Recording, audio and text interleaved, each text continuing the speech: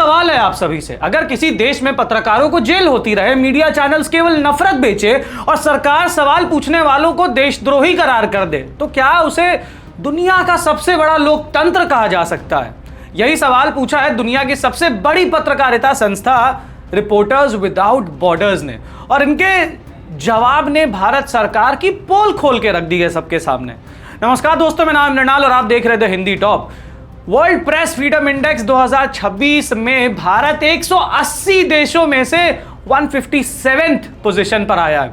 पिछले साल Bharat 151st number पर था, यानी एक साल में 6 पायदान नीचे गिर गया है और 6 पायदान नीचे।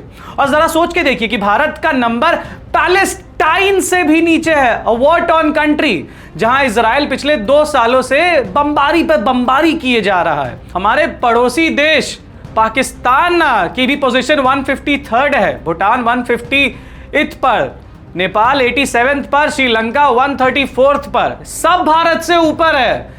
ये सिर्फ एक नंबर नहीं है, उस देश की सच्चाई है जो खुद को लोकतंत्र की मां कहता है। देखिए, आरएसएफ की रिपोर्ट एकदम सीधे साफ शब्दों में एक चीज कहती है कि 2014 में नरेंद्र मोदी के सत्ता में आने के बाद से भारतीय मीडिया एक अनऑफिशियल इमरजेंसी में है।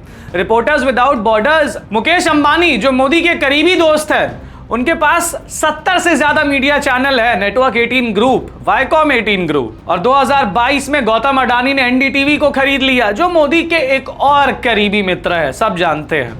आरएसएफ कहती है कि इस अधिग्रहण के साथ मेनस्ट्रीम मीडिया में प्लूरलिज्म यानी विविधता खत्म हो गई है। इसी को कहते हैं गोदी मीडिया, मोदी जी की गोद में बैठा हुआ मीडिया। आरएसएफ ये भी बताती है कि मोदी जी कभी प्रेस कॉन्फ्रेंस नहीं करते। आज तक इतनी सालों में 2014 से लेकर अभी तक एक भी प्रेस कॉन्फ्रेंस नहीं। वो सिर्फ उन पत्रकारों को इंटरव्यू देते हैं जो उनकी तारीफ करते हैं, या फिर उन लोगों को जो उनसे पूछते हैं कि आप आम काट के खाते हैं या चूस के, और जो सवाल पूछे उसे बीजेपी के ट्रोल्स ऑनलाइन ट्रोल करने लगते हैं। तो सवाल यहां पे यही उठता है कि क्या यही लोकतंत्र है? आरएसएफ की रिपोर्ट सिर्फ मीडिया की आजादी तक नहीं रुकती, वो मुसलमानों के खिलाफ नफरत को भी उजागर करती है। आरएसएफ कहती है कि ज्यादातर टीवी चैनल, खासकर हिंदी वाले, अपने प्राइम टाइम का बड़ा हिस्सा धार्मिक खबरों को देते हैं, और कुछ तो खुलेआम इस्लामोफोबिया को बढ़ावा भी देते हैं।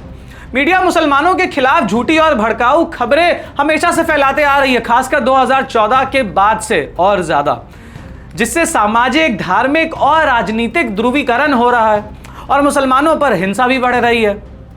ह्यूमन राइट्स वॉच की 2026 की एक रिपोर्ट यह भी कहती है, बीजेपी सरकार ने धार्मिक अल्पसंख्यकों के खिलाफ हिंसा को सामान्य बना दिया है। मुसलमानों के घर गैरकानूनी तरीके से तोड़े जा रहे हैं, जिसे खुद सुप्रीम कोर्ट ने भी गलत कहा है। ह्यूमन राइट्स वॉच ने सीधे साफ शब्दों में कहा है कि बीजेपी सरकार ने भारत की साख दुनिया में खराब कर दी है।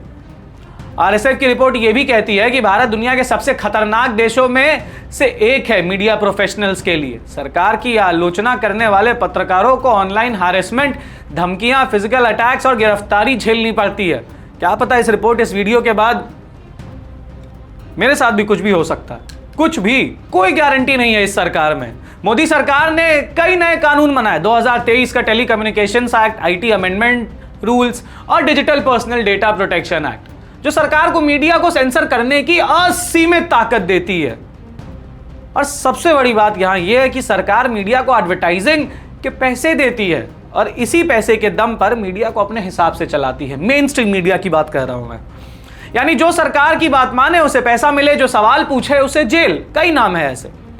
दोस्तों, ये सिर्फ एक रिपोर्ट नहीं है, ये उस देश का आईना है जहां सच बोलना खतरनाक हो गया है, जहां मीडिया नफरत बेच रही है, जहां अल्पसंख्यकों को निशाना बनाया जा रहा है और जहां सवाल पूछने वाले पत्रकार आज जेल में हैं।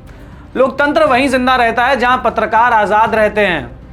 अगर आप चाहते हैं कि ये सच सबके पास पहुंचे तो इस वीडियो को ज्यादा से ज्यादा शेयर करें, और ऐसी और खबरों के लिए देखते रहे द हिंदी टॉप। और अगर अभी तक आपने हमें हमारे सारे प्लेटफॉर्म्स पर लाइक, फॉलो, शेयर, सब्सक्राइब नहीं किया है तो जल्द से जल्द कर ले। धन्यवाद।